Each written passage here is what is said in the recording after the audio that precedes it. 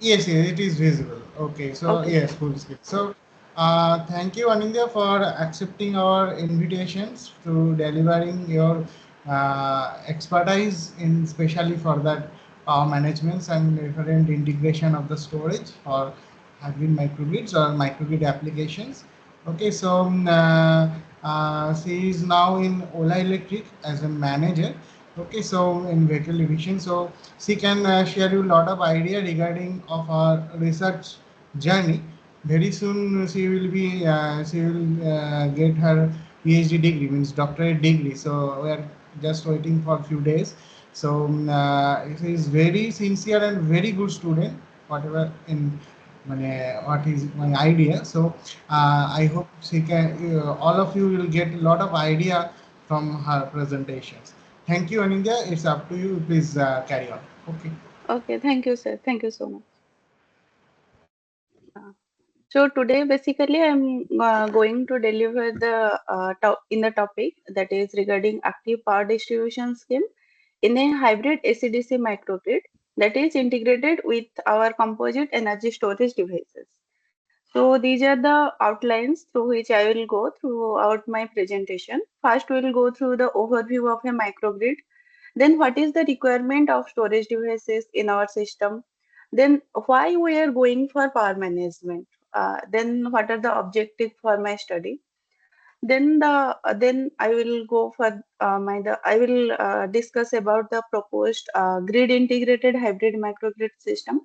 Then, as we are using two energy storage devices, how we share the current between those two energy storage devices. Then, I am using sliding mode controller to control the DC-DC bidirectional converter. Then finally, we go for the power management scheme. How we distribute that power among all these integrated components. Then we see some MATLAB simulation results. After that, we are going for some experimental results. Then I will conclude my session. So first coming to the overview of a microgrid. Actually, because of their growing population, our power demand is increasing day by day. Also, the depletion of fossil fuel and their impact on our environment has resulted in the transition towards the renewable energy sources to overcome all these energy challenges. So now, basically, we are using the wind energy system and solar PV system, all these things as a renewable energy. And also, these renewable energies are great alternatives to great alternatives of power generation that will reduce the CO2 emissions and also the greenhouse gas emissions. And to store some energy in our system, we use some energy storage devices. And here I have connected this complete microgrid with our existing utility grid. And different types of loads we can consider. That may be DC load, that may be AC load, that may be reactive load. Any type of load we can connect up with our system. As I have connected the renewable energy storage system, a renewable energy system and our energy storage system with our existing utility grid. That's why we call it as a hybrid AC/DC microgrid. Both AC part is there and DC part is there. So from the combination of technological revolutions, sustainability goals, flexibility concern, and socio-economic growth and energy access initiatives, the concept of microgrid basically arises. And one more thing, in microgrid, we can go for bidirectional flow of power. But in utility grid, like our existing grid, there is only unidirectional flow of power. So how we'll go this bidirectional flow of power? We'll discuss these things throughout my presentation. So, as we are using solar PV cells, the power generated from these PV units mainly depends on the solar irradiance, temperature, and our weather condition. So, sometimes the weather is good and our generated power is more, and sometimes our weather is not good and the power is not sufficient to supply to our loads. So for that, to avoid this intermittency of this nature, we are going to use some energy storage devices. So here I compare different energy storage devices like flywheel, supercapacitor, lead acid battery, lithium ion battery. and superconducting magnetic energy storage devices, and fuel cell. And among these energy storage devices, I have chosen that supercapacitor with lead acid battery. This supercapacitor I have chosen because of its high power density. As it is having high power density, it can handle the transient power. Suppose there is a sudden change in the system, like some sudden load change or some sudden, like some generation change. At that time, some transients will come in our system, and that transient can be handled easily by that supercapacitor because of its very fast charging and discharging cycle. Then another energy storage device I have considered, that is lead acid battery, because of its energy density, high energy density. As it is having high energy density, it can supply the average power in the system for a longer duration. It is the battery, as we know, battery is having very slow charging and discharging cycle. So in figure 2, we can see that here, suppose there is a change in load. I considered here as a step change, a step increase in load. So when there is a step increase in load, there is a sudden change in our system occurs. So at that time, the transient power is handled by this supercapacitor unit. This type of response we can get from supercapacitor unit.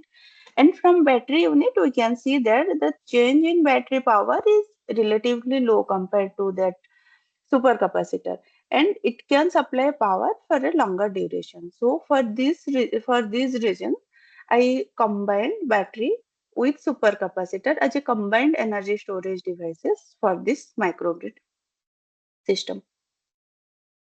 So what are the then, as here we are considering PV as a renewable energy system, and battery and supercapacitor as our energy storage devices. And I also connected this system with our utility grid, and I connected both DC load and AC load in the system. As there are so many components are connected in a single microgrid, so how will manage the power? How we balance the power in the system for that reason, and how we maintain the SOC, like that is a state of charge of storage devices.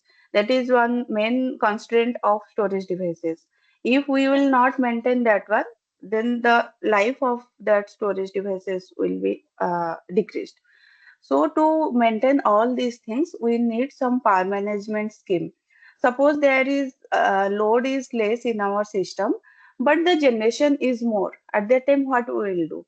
And if suppose generation is less and load is more, at that time, what we will do? So for to manage all these things, we are going for some power management scheme. So first one is the optimal utilization of our renewable energy sources. So every time, as because the cost is less for renewable energy sources, so we every time we try to extract the maximum power from the renewable energy sources, and also in other case it will reduce our dependability from our grid, and also it minimizes the cost. Then next one is the load balancing. So we have to balance our load. We have to manage the generation and demand in such a way that we have to prevent overloading for some energy sources, and also we have to avoid the underutilization of some energy sources. And we connected this system with our grid. So grid stability is mandatory. We have to maintain the voltage and frequency within our acceptable limit, which is defined by the IEEE, to ensure a stable operation of the system. And another point is remote monitoring and control from a distance. As microgrid, from microgrid, we can monitor the system in a real time, and we can control the connected components in the microgrid to manage our operation. Then environmental impact, what I have already discussed, we can reduce if we try to extract maximum power from the renewable energy sources, will reduce our dependency on the grid. And because of these renewable energy sources, the power generated, our carbon emission, CO2 emission, and greenhouse gas emission will be reduced. Then it will also optimize our efficiency in the system, because it will lead to maximization of the energy sharing, reduction of energy wastage, and also improves the overall efficiency of the system. And resiliency and reliability, because a grid integrated hybrid microgrid, if we go for DC microgrid, the reliability and resiliency will be less. But if we go for grid integration, then that resiliency will be more against any disturbance, fault, and grid failure. Then our cost is also reduced as we are using some renewable energy sources, and also we are going for optimization of the RES utilization. So these are the main requirements. That's why we are going for the power management schemes.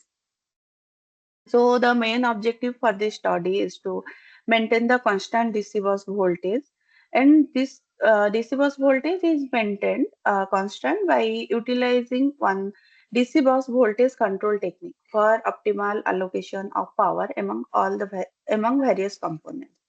And next one is to improve the system performance. A dynamic allocation of power among composite energy storage devices is done by using an improved mixed loop control. Here I have considered one improved mixed loop control, which is a modified version of normal loop control technique. So here what we have done, the steady state error in the conventional group control technique is minimized by employing an integral controller along with the virtual resistance group in the proposed IMDT technique. And also here we maintain the SOC of hybrid energy storage devices within the acceptable limit, that is more than, always we try to maintain the SOC above the lower limit and below the higher limit, like that. And as some external disturbances and parameter variations are there in the system, so to avoid that effect on our system, we are going for that one nonlinear control technique, that is sliding mode controller. And finally, we implement all these things in MATLAB simulation. Also, we verified it, and also experimental we have verified by developing one um, laboratory prototype in our lab. So this is the system what I have considered for the study. So here we can see that this is the solar PV unit, and this PV cell is connected through a boost converter to our DC bus. So this boost converter is regulated by our MPPT technique, and here battery and supercapacitors are connected. These battery and supercapacitors are connected to the DC bus through their respective DC-DC bidirectional converter. And these DC-DC bidirectional converters are controlled by the active power distribution scheme. And another one is our grid. This grid is connected to the system through a AC-DC bidirectional converter. This can provide us both way in the power flow. And here both DC load, for DC load I have considered the normal resistive DC load, and for nonlinear load I have considered one diode bridge rectifier, and it is connected in parallel with the series combination of R and L component. And for reactive load, I have considered the RL load in the AC side. So this is the complete structure of this proposed microgrid, a hybrid microgrid system. And here we can see that we measure the voltage and current across each point, like the grid voltage and grid current, battery voltage, battery current, supercapacitor voltage and its current, and for PV voltage and current. And also one thing is DC bus voltage and our load voltage and load current. And by considering this voltage and current from each component, we finalize how much power one can share. So accordingly, we design our power management system. So next is, as here we are using two energy storage devices. One is our battery and another one is our supercapacitor. So how we'll divide that power between these two components. So here we'll discuss three different techniques. Like first one is our low pass filter based decomposition technique. In low pass filter based, simply we use one low pass filter whose equation we can see in equation 1, that is omega c by s plus omega c. Omega c is nothing but 2 pi f, where f is our cutoff frequency. So by using a normal low pass filter, we extract the average power per battery, and then we take we subtract that average power from our complete total power to get the transient power for our supercapacitor. So in this way, we generate the reference current for battery and supercapacitor in low pass filter based frequency decomposition technique. Then the next one is the virtual loop control technique. In virtual loop based decomposition technique, in figure 5, we can see we have connected battery and supercapacitor with their respective bidirectional converters. And for load purpose, here I have considered one resistive load. So here we can see that the equivalent circuit for this virtual loop control is like this as shown in figure 6. For battery, we have considered one register that we call virtual resistor, and for supercapacitor, we have considered one capacitor, but we call it as a virtual capacitor. So according to this figure 6, we generate these equations like first the battery. If the as we have considered some virtual resistor, so there should be some voltage drop across this battery. So here we can see that this VOB can be written as reference voltage minus the drop across that um, register. Similarly, for supercapacitor, that is the reference voltage minus the voltage drop across that capacitor. So, but here we can see that the DC bus voltage, as all these components are connected to the DC bus, so the DC bus voltage and our VOV and VOS should be equal as shown in figure 6.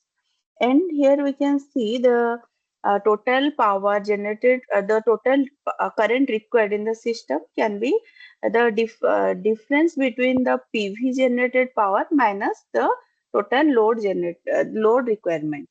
So by using these equations and by using some current division rule, finally we can find the equation 8 and 9, that the transfer function for battery and another transfer function for supercapacitor.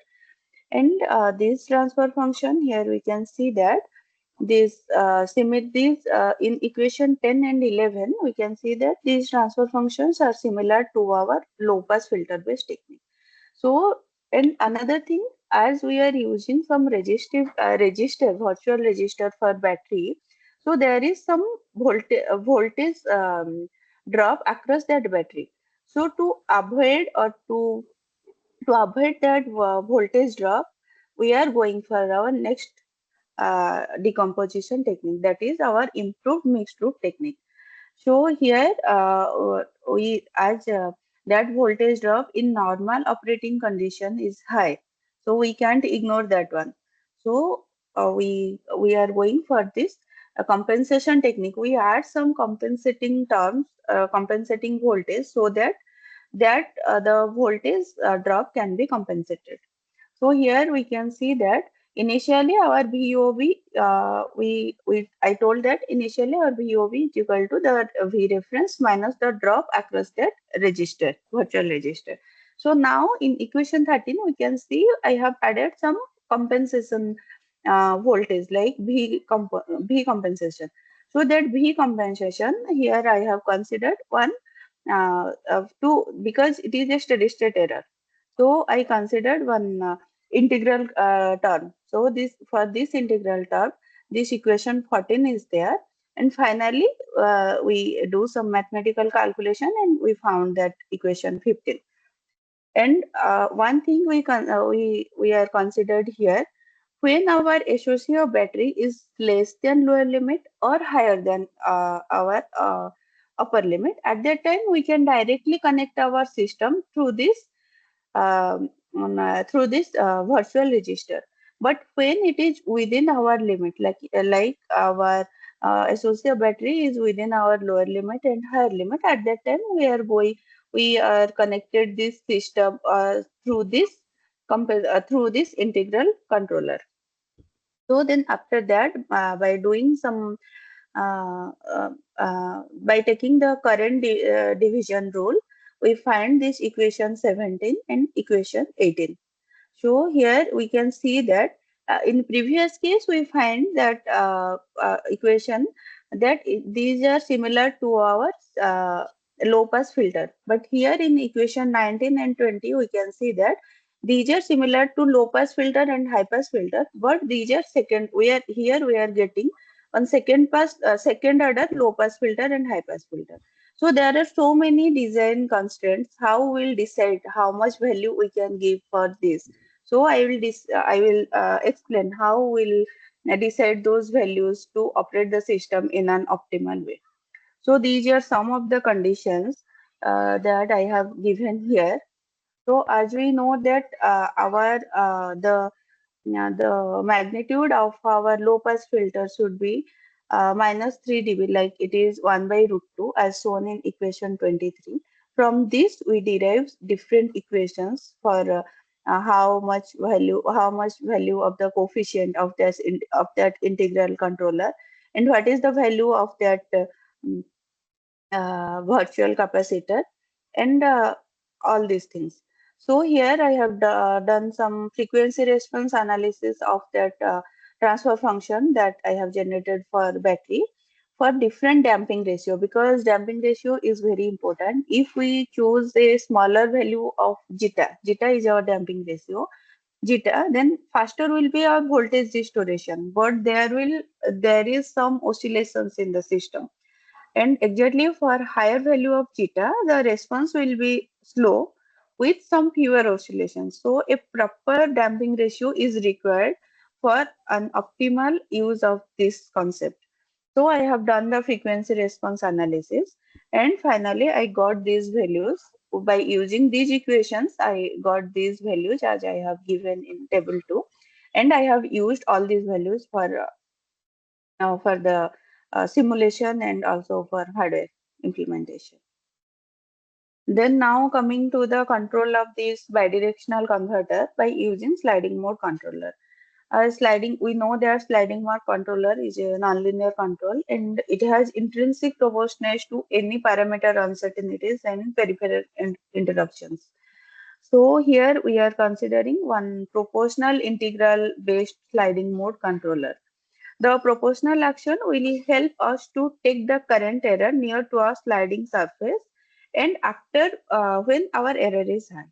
And after reaching near to that desired surface, the integral function will control the current error to slide at the defined surface. So here first we define the error current in equation 27, that is the reference current minus our actual current what we have measured.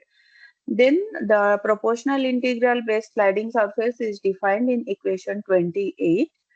Then here we can see that gamma is equal to alpha 1 by alpha 2. And one thing is alpha should be positive. And this equation 29, this is the switching control of switches in bidirectional converter, and it is defined as U equal to 1 by 2 into 1 minus signum of S, and it will be equal to 1 when S is less than 0. S is our sliding surface, and 0 when S is greater than 0. So similarly, to check the stability of the system, we are going for Lyapunov stability criteria, which is a generalized stability criteria. S into S dot should be less than 0. So to satisfy this condition, our S and S dot should always be in opposite sign. So we define these two conditions by considering this Lyapunov stability criteria, and we implement it in our system to get the complete sliding mode controller, which is based on a proportional integral based sliding surface. So now coming to power distribution scheme, that is the power management scheme. Here I have considered the active power management scheme. So as we have considered both battery and supercapacitor, so these two equations what we have already generated by using this improved mixed loop control technique. And one thing is, like the transient power in our system will be shared by the supercapacitor, and the average power, suppose it is a DC grid, then that average power will be shared by that battery units only. But here we have considered a grid connected system. So Here what we have done, that average power we shared between the battery and the grid unit according to the available SOC of the battery. So for that we have decided some load distribution constant sigma, and that sigma value depends on the SOC of the battery. Suppose when our battery is completely charged or in higher SOC limit, so at that time we can take more average power from the battery system and less power from the grid. Similarly, when our battery is completely discharged, at that time we don't take any power from that battery and we take the complete average power from the grid unit. So for that one logic we have designed, that is for load distribution constant, and I have given it in table 3. So by using this concept, we are going to decide the complete power distribution scheme. So here we can see that in figure 9, here first we compare the DC bus voltage with our reference DC bus. Like our reference DC bus voltage, we compare it with our actual DC bus, and we get some error in the DC bus. And from that error, by using some PI controller, we came to know that how much the total current requirement in the system, and from that total current we use that our IMDT technique to separate the average current and our transient current. Then that transient current is directly supplied by the supercapacitor, and that average current is supplied by this battery and this grid unit. And one thing is, when our power generation is more, we have sufficient power, at that time battery is in charging condition. So in that condition, there is no need to go for that load distribution scheme. But during load dominating mode, when battery is in discharging condition, at that time only we will go for that load distribution constant. So for this, we have designed this concept. And one thing is, like our in some cases we get some battery error. Even if we are supplying some battery reference current, we compare it with our battery current, we get some small error in the battery current. So also we use that battery current, and we compensate that battery current by using this supercapacitor. So this is the complete power distribution scheme. Then from this, first we generate these reference currents. Then we use some algorithms to generate the reference current for grid, for battery, and for supercapacitor. And finally, we compare these reference currents with the respective actual currents, and we get the errors. Then we use this PI controller or sliding mode controller for these bidirectional converters. Then we generate our respective switching signals for their respective converters. So here we can see in equation 34, we can say that some power balance is required. So the sum of PV power, grid power, battery power, and supercapacitor power should be equal to our load power. So when there is a difference between the PV power and load power, we take that power as our power requirement in the system. In equation 35, we can see what I have already explained, that is the voltage difference between our reference DC bus voltage and our actual DC bus voltage. We get the error, and from that error, by using that PI controller, we generate the total current as shown in equation 36. Then that total, as I have discussed, that average power will be shared by the battery and the grid. Here we can see in equation 37, the battery reference and the grid reference would be equal to the average power of the system. Then this value, that is the load distribution constant, what I have discussed, it depends on the on our SOC of battery. So for that, we decided this equation 38 and 39. And finally, we generate the reference current for supercapacitor by using that second order high pass filter. So by using these equations, we first we generate this reference current, and then we are going for this actual active power distribution scheme. So this is the complete flow chart of a reference current generation by using the active power distribution scheme. I will discuss this flowchart. So first we consider the total generation in the system, PV generation, and the total load. Here load in the sense we consider both DC load and AC load, all type of load. Whatever load we have connected, we consider all these load as PL. So first we decide whether our low PV are whether our power PV generation is more or less than our load. Suppose our PV generation is more, that condition we call it as a generation dominating mode, and when our PV generation is less, we call it as a load dominating mode. So first we will discuss our generation dominating mode. In generation dominating mode, as we have some sufficient power in the system, so we check whether we have so as we have some sufficient power in the system, so we supply that power for the charging of battery and supercapacitor. And when these battery and supercapacitors are completely charged, at that time we can supply that extra power to our grid also. So for that, what we have done, first we check whether our battery is completely charged or not. If it is not completely charged, then we give the charging power for the battery. And when it is completely charged, we generate the reference current as 0. Then we check whether our supercapacitor is completely charged or not. If it is not charged, then we supply some power for the supercapacitor for its charging. And if it is completely charged, then we stop charging the supercapacitor. And after complete charging of battery and supercapacitor, here we can see in mode 1. Here we can see in mode 1, our battery is also in charging condition and our supercapacitor is also in charging condition. Then in mode 2, our supercapacitor is completely charged, so it is supplying only the transient power requirement in the system, and our battery is still in the charging condition, and in the amount of power whatever we need from the grid, we are taking it from the grid. So this mode 1 and 2 is overall called as battery charging mode, because in these two modes battery is in charging condition.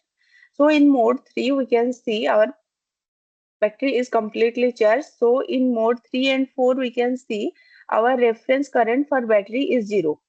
And in mode 3, our supercapacitor is in charging condition, and in mode 4, our supercapacitor is completely charged. It is supplying uh, only the transient power to the system.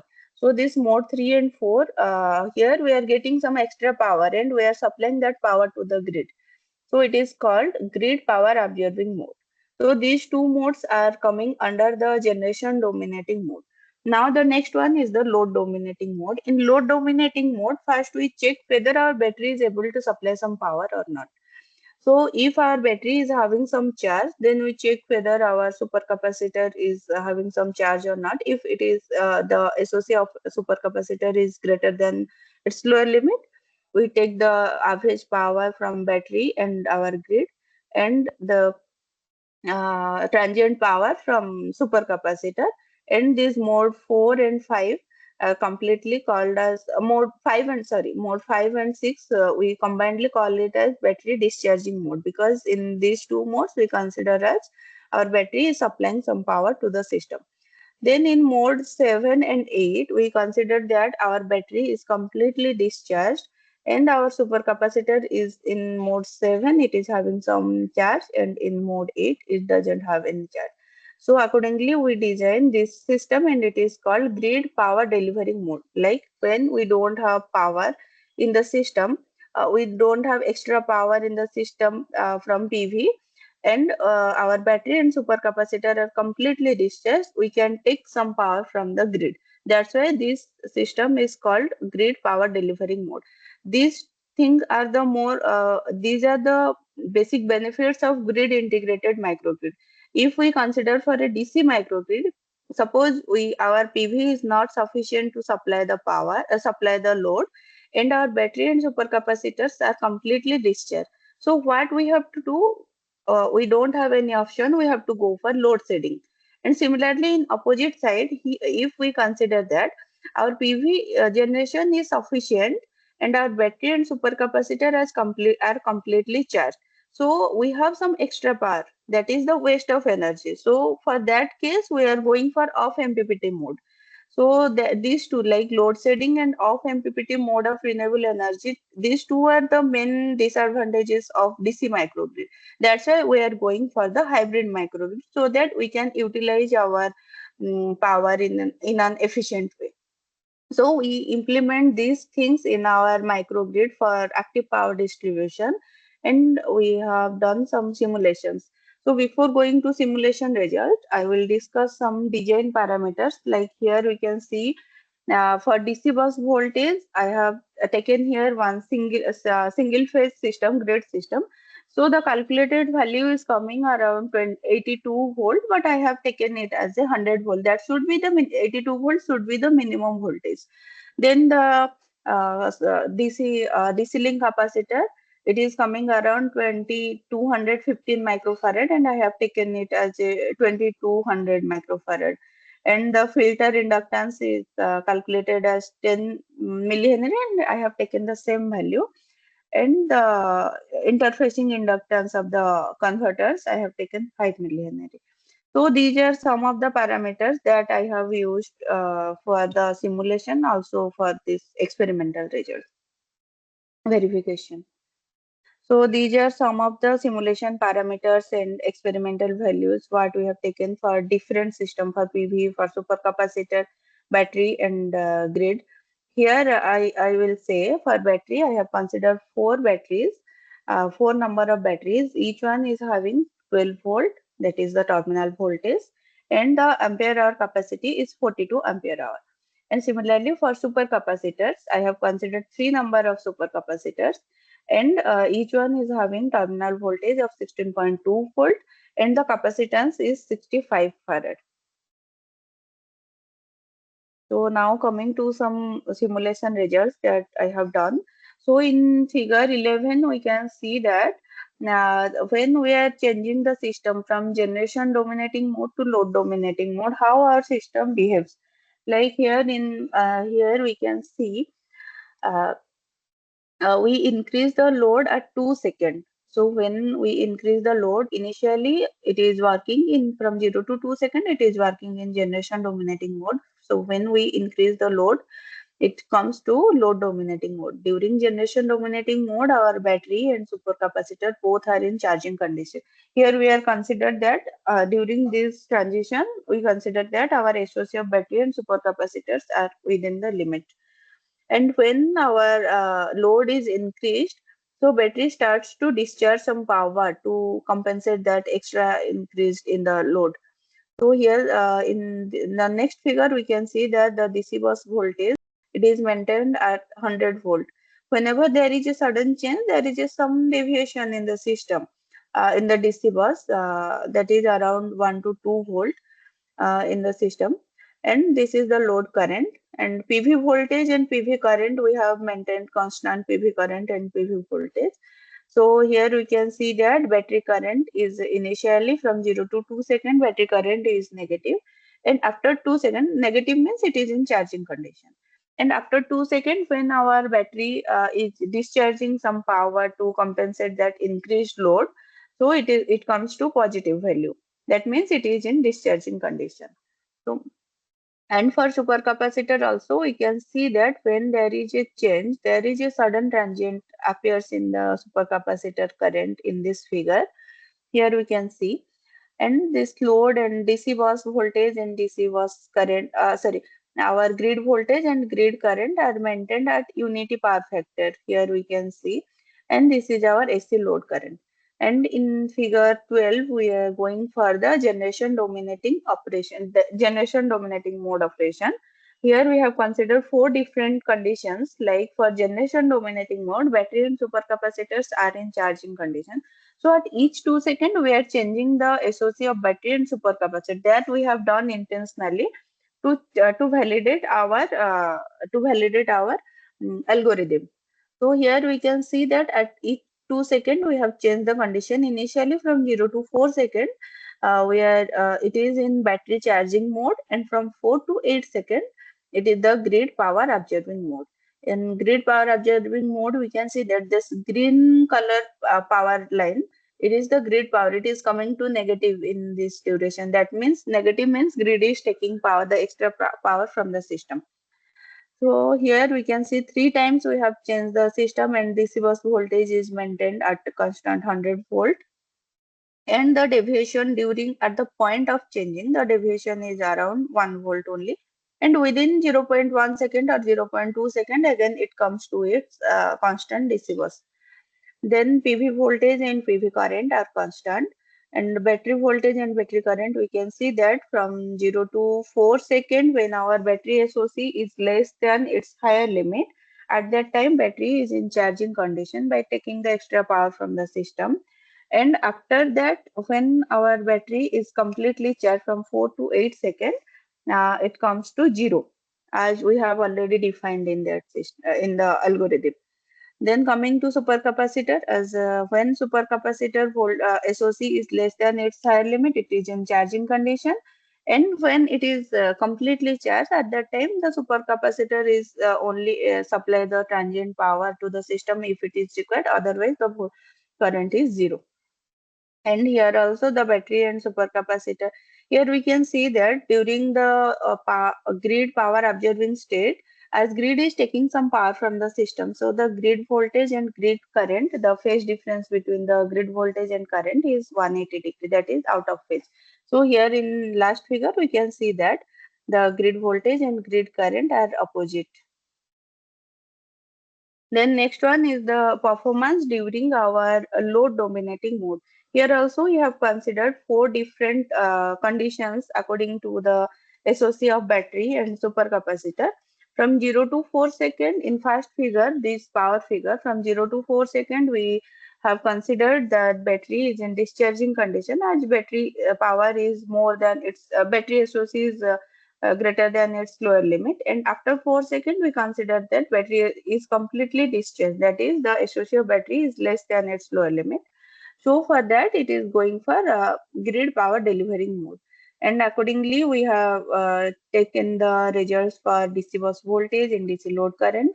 PV voltage and current are constant. And battery voltage and current we can see here, and supercapacitor voltage and current. And also the here, as the grid is supplying power to the system, that means the microgrid is taking some power from our utility grid. So the grid voltage and grid current are operated at unity power factor. That means they are operated at in phase operation.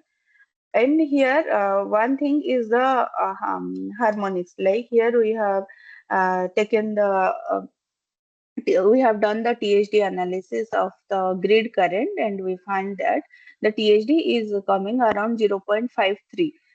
According to IEEE standard 519, the THD of the grid current should be less than 5%. So it is coming around 0.53%. That means it is within our limit, within the standard.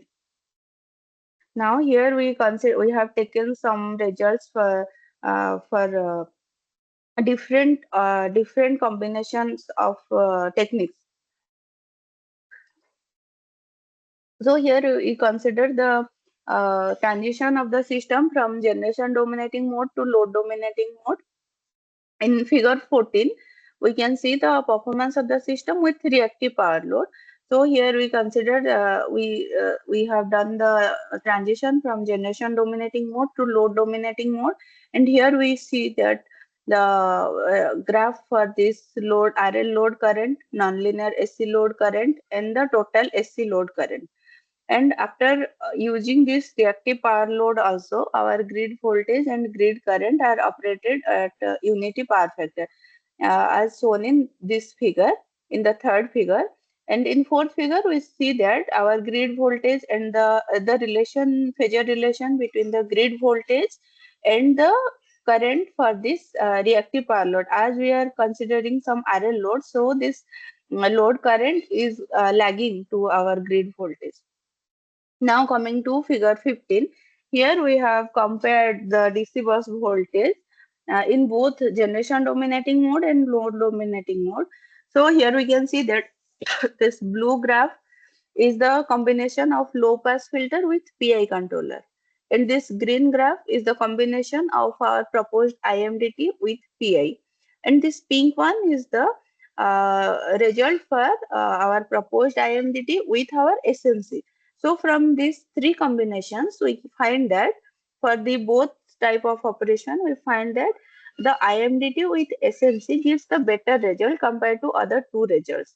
So finally we have taken this IMDT with SMC as our proposed technique. And here I can show you some results for DC microgrid also. And I will show you when there is what is the effect of supercapacitor in the system. Suppose we use battery with supercapacitor and battery without supercapacitor, how our system will perform. So here in this figure, in figure 16, we can see that when we are not using the supercapacitor, uh, this pink line is with supercapacitor and this blue line is without supercapacitor. We can see when we change something, some load in our system, this battery current, there is a sudden change in the battery current at 2 seconds. Here we can see that there is a sudden change in the battery at 2 seconds when we change the load. But when we use the supercapacitor, that pink color line, when we use the supercapacitor, the change in battery current is less. Like the di by dt is less compared to the previous di by dt. So because of this reason, we are using the supercapacitor so that the change in battery current will be slow compared to the supercapacitor, as supercapacitor will handle the transient power. Then here also, Sorry, um, yes, just a small doubt, madam. yes, So yes. this current, like transient current distribution between supercapacitor and this battery, so it's came because of characteristics of the battery and supercapacitor, or we did like in control we did some mechanism to distribute that one. Which one to distribute the transient current? Yeah, distribute the transient current. Already, what I have discussed that current sharing. So whenever there is a transient in the system, some transient current will definitely will arise in the system. So as battery is having slow charging and discharging, so we have not put that much stress on the battery. So because of that, we are using supercapacitor, so that supercapacitor will take that transient current and battery will supply the average current. So we are using IMDT technique to divide that transient current and the average current from the total current. In this way, we can generate the average current reference for battery and the transient current reference for the supercapacitor. So, like we are using some technique, IMDT technique to distribute that one. That's Yes, we correct, are no? using IMDT technique to distribute the total current between battery and supercapacitor. That is basically to decompose the total current between average current and our transient current. Okay, okay, thank you, madam. Then here also we can see that in this last figure of this figure 16, that the DC bus behavior when we are using supercapacitor and when we are not using supercapacitor, we can see that from initially the when we are using supercapacitor, the deviation is very less compared to when we are not using the supercapacitor. These are the basic advantages of the using of supercapacitor. Then here also we have compared some three different techniques for both generation dominating mode and load dominating mode in DC microgrid. Previously, we have compared that for hybrid microgrid. Here we can see we have also taken that low pass filter with PI controller, IMDT with PI controller, and IMDT technique with our SMC. And we find that IMDT with SMC give us the more accurate and robust result compared to other techniques. Then come for some performance comparison. Here we have taken two conditions for comparison. One is PV generation variation and another one is our load variation. So in our proposed technique, we find that the voltage overshoot is only 0.3% compared to other techniques proposed in different papers, different literatures, and our settling time is coming around 0.1 second only.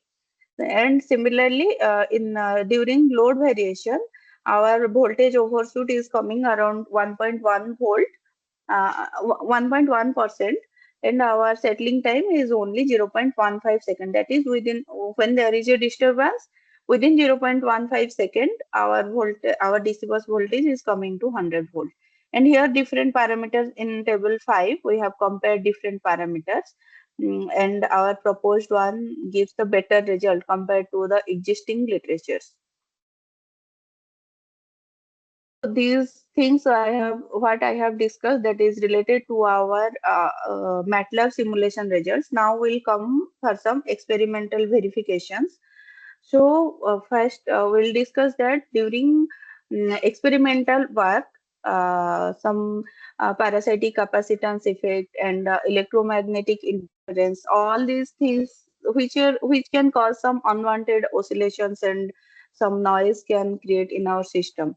So these things, to avoid all these things like these unwanted oscillations, and it will also degrade our signals, and some measurements noise will appear in our system. To reduce all these things, we have to design our system in a proper way so that we can, as these things will be there in the system, but we can reduce their effect only. So EMI problem can be reduced significantly by using some shielded cable, like we are using BNC cable for this, for signal transfer, and also by placing the controller as close as possible to our sensors. And to reduce that measurement noise, we are using some RC filters in the system. And in practical application, these issues are unavoidable, but their impact on the system performance can be minimized by taking some proper design precautions during our practical implementation. So here I will discuss how we'll design our microgrid prototype and what are the components I have used. And finally, I will show some results what I have taken for this from this prototype.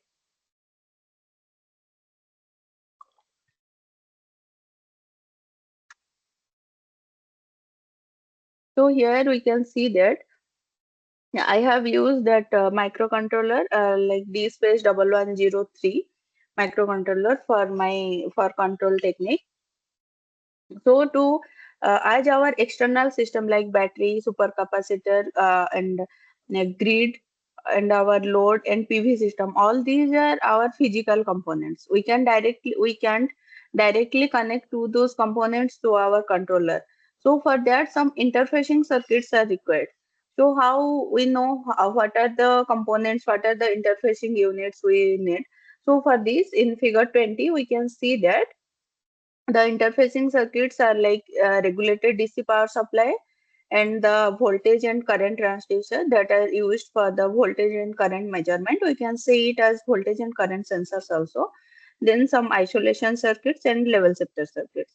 So first what we will do, we'll use the DC regulated DC power supply, because from this power supply we generate the regulated plus minus 15 volt and plus 5 volt. These plus minus 15 volt are basically required for our operation of our sensor circuits, like for the voltage and current transducers. And these current and voltage transducers can change our voltage and current to the according to our requirement. Like for D space, the maximum voltage it can take is plus or minus 10 volt, but our physical system it is 100 volt and 90 volt. We can directly give that voltage to our ADC channels. So we use some voltage and current transducers, and we give those voltage and current through the ADC to our D space.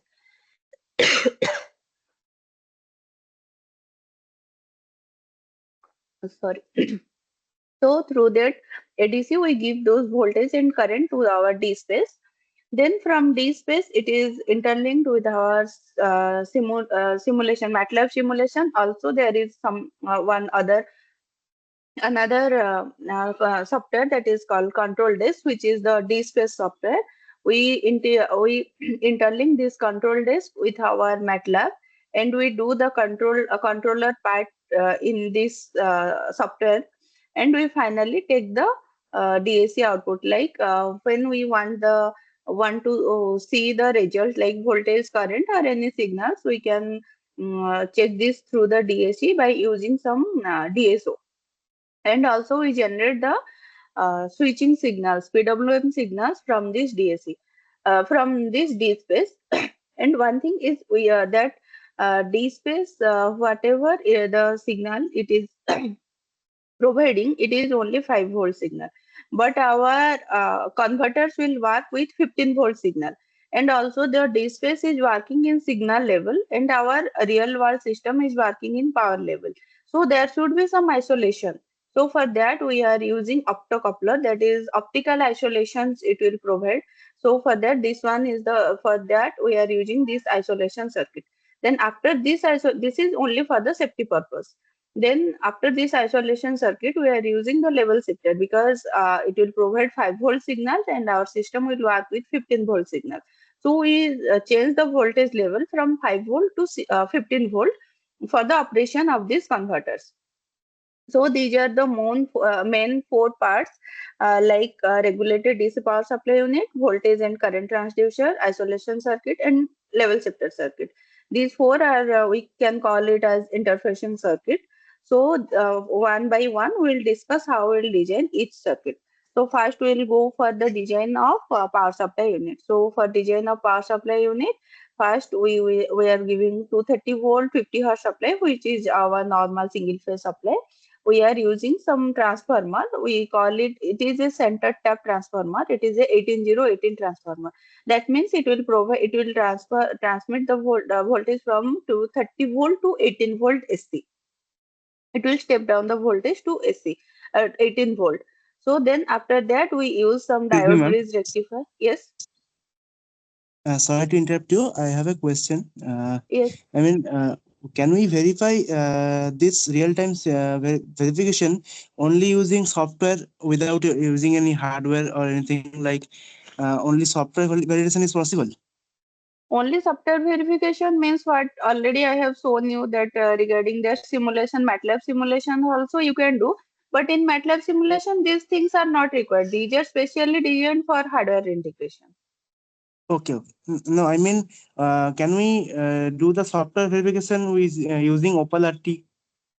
Yes, you can do. That is, opality is almost similar to our MATLAB results. Only the difference is in MATLAB, the simulation time is different from our real clock time. But in opality, the time is similar to our real clock time. The results Okay. are will get almost same result in MATLAB simulation and in opality simulation. So ma'am, what is the advantage of this hardware validation actually? I mean, Actually, what? whatever we are doing in simulation, we can't say Yes, ma'am. that it will come exactly same in hardware. So for Okay, ma'am. hardware, it is required because we are going for a real world things, not in simulation. Only we Yes, yes. verify our system that whether it is working or not. Then only we can go for. Suppose it will not work, then if we invest so much money and everything, and finally we will not get any output from our prototype, so it is there is no use. So before that we verify it through MATLAB simulation. If it is verified, then we are going for this prototype development. Okay, ma'am. And the DSpace is used for this. I mean, This is the it is the microcontroller. Like okay, okay. you say that opality. So Yes, ma'am. instead of opality, you can use DSpace, you can use C2000, you can use STM32. There are different microcontrollers. Whatever is available with you, you can use those things. Okay, ma'am. And can you please elaborate about the isolation circuit? Yes, yes, I will. I am going step by step. Initially, I am Okay, going ma'am. for power supply unit. Then I will discuss that isolation circuit. Okay, ma'am. Thank you. Okay. So first we are going for this power supply circuit. So for this here we are using 7815 and 7915 to generate this plus 15-volt DC and minus 15-volt DC. Similarly for 5-volt plus 5-volt we are using 7805 ICs. Then coming to the design of sensor circuit. In figure 22 we can see that this is the photograph of this voltage sensor and B is the photograph of the current sensor. And in figure 23, I have shown the internal connection diagram of a voltage sensor and a current sensor. And here I have given the equations for from 46 to 49. And the how we'll decide the parameters for different parameters, they like the burden resistors and the different resistors for this voltage sensors and current sensors. And one thing is in voltage sensor we are giving high voltage and we are getting according to our D space requirement plus minus of 10 volt. Similarly for current sensor, current transducer also we are giving the current and depending on the number of turns. Here we have to, one term is number of turns, how many turns we are turns of where we are using in the current sensor, and finally we get the voltage within our specified limit. Then after there's voltage and current measurement, we have given these signals to our D space, and finally D space will generate the PWM signals, and these PWM signals are in 5 volt range. So for that we design some isolation circuit.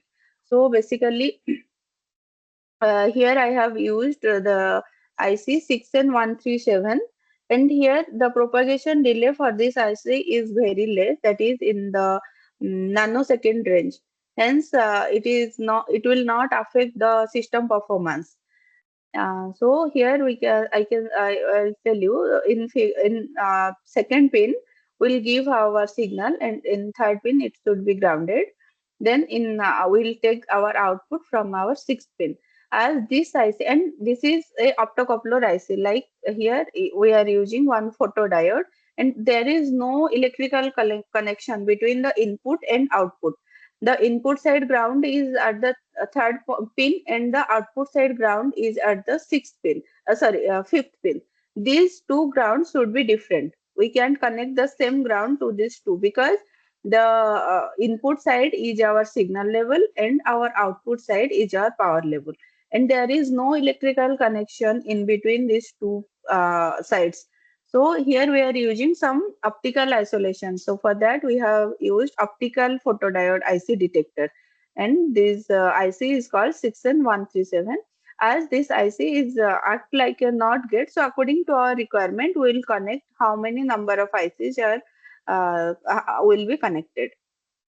Then after these isolations, we are going for this design of level shifter circuit. So we have to, this is a hex level shifter circuit. That means at a time we can shift 6 number of signals from 5 volt to 15 volt. From this, the input and output here already I have written in figure 25A, and the internal circuit diagram for this CD4504B. The IC number is CD4504B. The internal circuit diagram is given in figure 25B.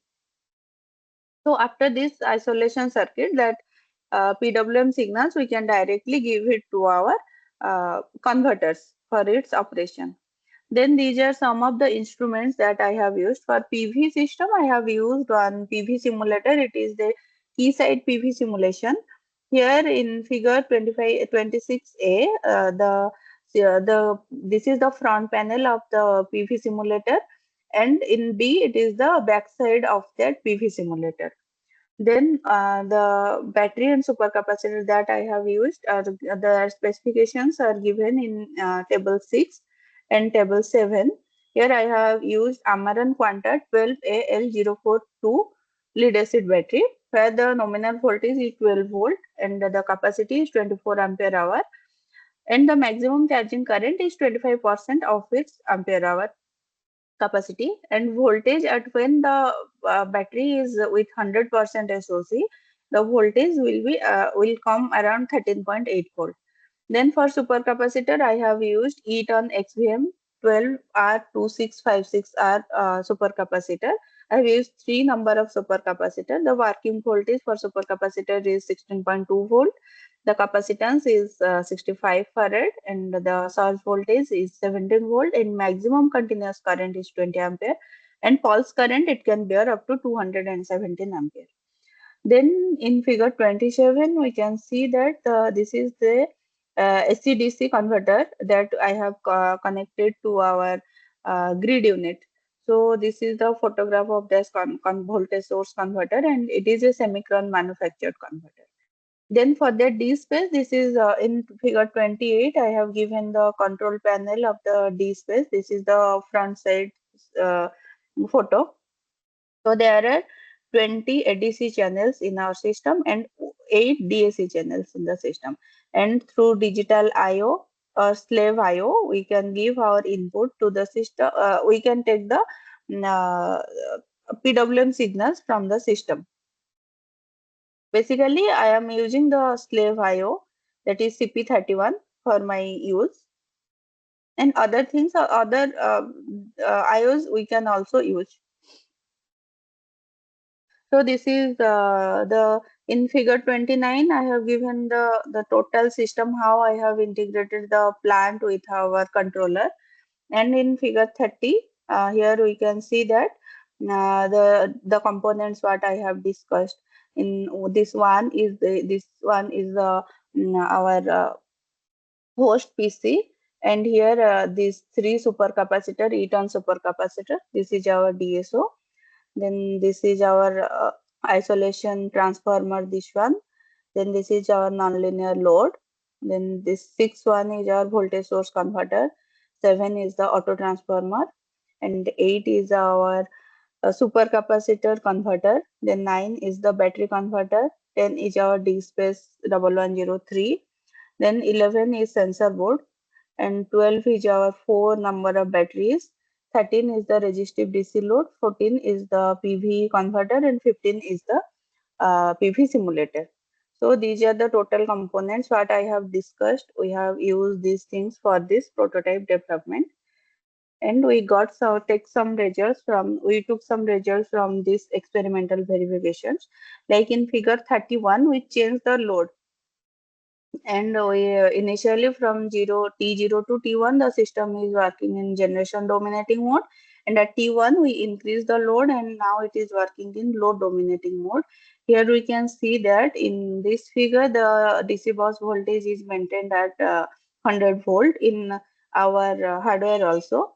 And during the change, the supercapacitor, the transient appears in the supercapacitor, and there is a smooth change in the battery power.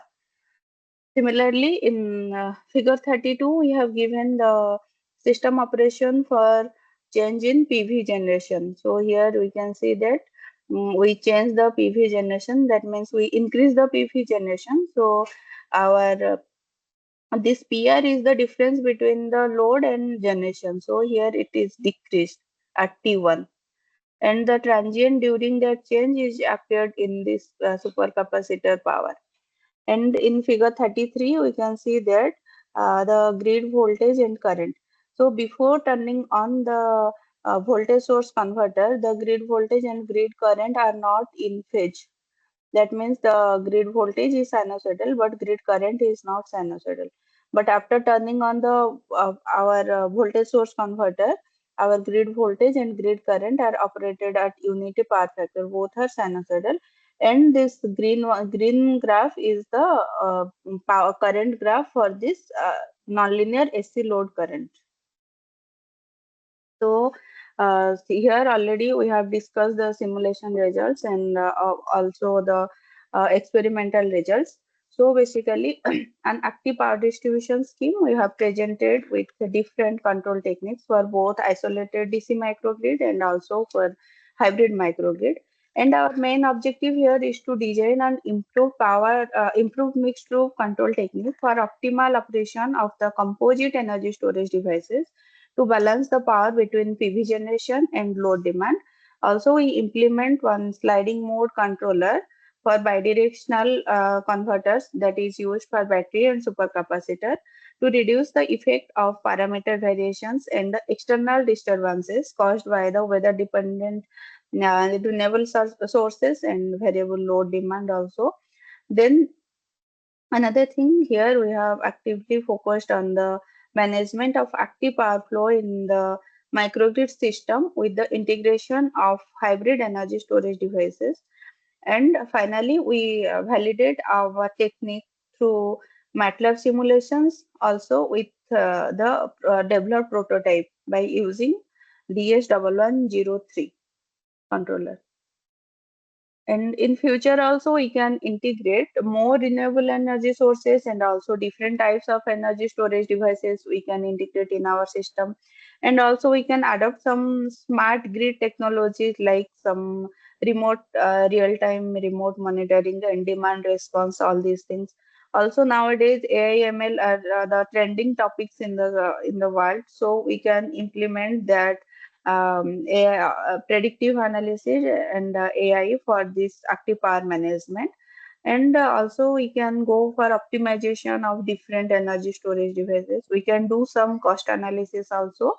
And for a precise and fast control of voltage and reactive power. Here I have only considered the active power management. And for reactive power in a microgrid, we can integrate some FACTS devices like static power compensations, SVCs, and static synchronous compensator like STATCOMs can also be added. So these are some of the future scopes, and there are so many different future scopes are available for this, especially for this active power management scheme. So these are some of the publications. If you want to wants any detail things for this topic, you can go through these papers. And also these are some of the references. You can go with the go through this reference to get some detailed idea regarding all these techniques and power management skills.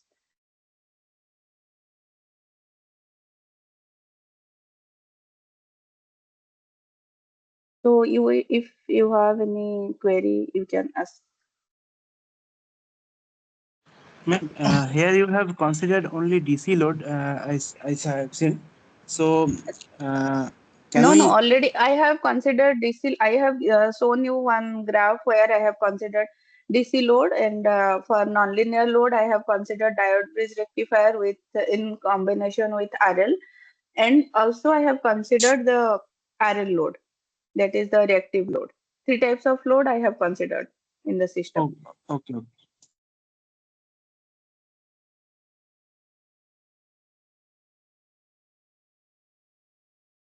Okay, any other queries? I mean, can you try to explain? Ma'am, Like, okay. sorry, like, can you try to re-explain like how the dynamic load was shared between like a battery and supercapacitor? Means like a control loop, how you designed that loop actually. Battery and supercapacitor. Yeah. Okay, here we have considered that improved mixed group control technique.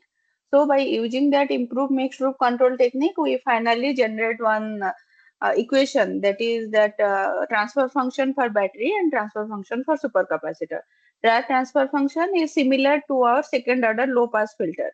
In normal low pass filter, what it will do? It will differentiate the low frequency components from the high frequency component.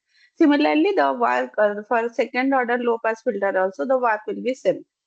And by using that transfer function, that second order low pass filter, we differentiate our low frequency component, what we call it as our average power component or average current component, and we use that average current component by we supply that average power from battery and grid, as here we have considered a grid connected system. And the rest of the current that by using the high frequency second order high frequency filter, we can generate the transient power in the system, and that transient power will be supplied by the supercapacitor.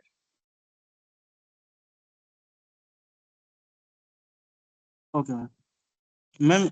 If we want to implement this type of modern control strategy, so so we have to basically we have to do some programming, or in terms of programming, we have to implement these controllers, or we have to design like just like we design the PI controllers or like that. Actually, I wanted to get Not some just practical. like not just like PI controller, but you have to do the plant for MATLAB simulation. We can say you can do model the system first, and only that algorithm part we have done the coding, and rest of the things are in the simulation.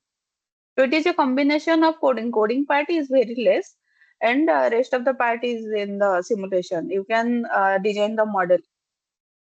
I will show you Okay, some ma'am. model like this type of design. You can see like this is the plant. This is for MATLAB simulation. This is the, is it visible? Yes, Yes, visible. ma'am, it's Yes. visible. Yes. So here, like here, I have used PV simulator, and these are my batteries, and this is supercapacitor. This is the grid unit. So this is the plant part. This one is the plant. Like whatever I have explained, I have just implemented this with in the MATLAB with DC-DC bidirectional converter for battery and supercapacitor, and our boost converter for PV, and our AC/DC bidirectional converter for our utility grid. And for controlling for reference current generation, we have to design some reference current generator. This is the control part. And finally, we'll do that. And this one is the coding part is only the active power distribution algorithm. Only a small code is required for this thing. And finally, you can check the results through the scopes, like different results. You run it and you change the different conditions according to a requirement, and you check it. So this is a basically combination of MATLAB simulation with a small part of coding. Okay, ma'am. Thank you. Ma'am, I had some queries Yeah, yes, regarding the simulation. Like, if we simulate this whole system in fixed step, like if we further want to go for polarity simulation or any other digital simulation like DSpace uh, through DSpace. yes, So yes, when we are tuning for those PI controllers, we generally tune them using those MATLAB SISO tools using the transfer functions we have obtained using state space analysis. yes. And ma'am, in that scenario, how do we select the phase margin? Like in some papers of yours, you took 75, somewhere you took 90. How did you do that? And especially when going for grid connected mode, how was that controller again tuned? The required phase margin and how the filters were selected, like the LCL filters. LCL filters, I have shown the things. Actually, for steady state analysis, that is small signal steady state analysis, that is a complete topic. If we go through that, it will take another 1 hour or 2 hours. So basically, the phase margin and gain margin, that is similar to our, like first we do the Bode plots, that is the frequency response by using some open loop transfer function of each components. You can go for two loop control structure, like the inner loops are our current controllers, current loops, and our outer loop is our voltage control loop. Our outer loop will be our DC bus voltage control loop, and our inner control loops, like for PV, there is a PV current control loop for battery and supercapacitor, and for grid there will be 4 current control loop, and outer one is our voltage control loop. So whatever technique we have used for our normal in control system, the normal stability analysis, like the margin for voltage, margin for phase margin and gain margin. Similarly, we can define if that will come to within our specified limit. At that time only we can take that values for this PI controller. But whatever values we have decided through the MATLAB simulations, it may not work in the experimental work. There may be some deviations. It will work perfectly in MATLAB simulation only. But when we are going for the development of our prototype, at that time that PI values may be different from that generated PI values. But around to that value, not a very large deviation, but there will be some deviation. Like in MATLAB simulations, I have taken 5 millihenry of interfacing inductors. But in real time, I have taken somewhere in 7.5 millihenry interfacing inductors. Like there is some difference because of some noise, some interference. All these things are there. So the values for simulations and the values for experimental work, the values are there is some little bit difference between the values. Thank you, ma'am. Another question query, ma'am. In the power management algorithm, how do you set the rated power and rated capacitance of the battery and the supercapacitor? Means when there is a very high surge, the supercapacitor kicks in, it gives a very high current, and the battery also at the same time it starts to kick in. But since both are separated by a filter or any sort of power splitting algorithm, so we get what you say lower change di by dt that ratio. So Yes. how do we set that power? Is it in terms of nominal current of the battery and supercapacitor, or the peak current, or in that sort of the supercapacitor and battery? No, Like we have actually, ratings for power. supercapacitor nominal as well as peak. So in this PMA, how Yes, do we set for it? super capacitor, see, a peak is like it will not every time that peak value will not be attended. Like whenever there is a very high surge, at that time only peak value will come. It can handle up to that much value, but normally in our system, that 217 ampere of current is very high. When I have done this experimental works, maximum current in supercapacitor I have observed is around 20 ampere, and normally during normal condition it is working with 3 ampere, 2 ampere like this. And the values for battery and supercapacitor actually we can design according to our own requirement, because there are we are taking these battery and supercapacitor from the market. So whatever values they have the specifications. Like I need suppose I have designed a 100-volt DC bus voltage. So for that I have designed some DC-DC converters, and 48-volt battery system I have considered, because I try to run the system with zero point 0.5 duty cycle. So 48 volt, for 48 volt, I have taken 12-volt battery, because that is the standard. 12 volt with 42 ampere hour, 4 number of batteries I have connected in series. Similarly for supercapacitor, that voltage is 16.2. I have taken 3 supercapacitors. So it is around 56, sorry, 53. Sorry, 58. So accordingly I have taken that e-ton battery, and if you go for maxwell supercapacitor, I have taken e-ton supercapacitor. If you go for maxwell supercapacitor, that their voltage rating is different, little bit different from this e-ton supercapacitor. Their voltage rating is 16 volt and 58 farad, and whatever I have used, that rating is 16.2 volt with 65 farad. So some difference will be there, but the according to the voltage difference at the DC bus, like whatever deviation are there, from that only we have decided how much current is required, because that voltage at the DC bus mainly depends on the generation power voltage, like our PV power and our load power, how much power is required. So accordingly, that DC bus voltage deviation will appear. It will reflect on the DC bus voltage.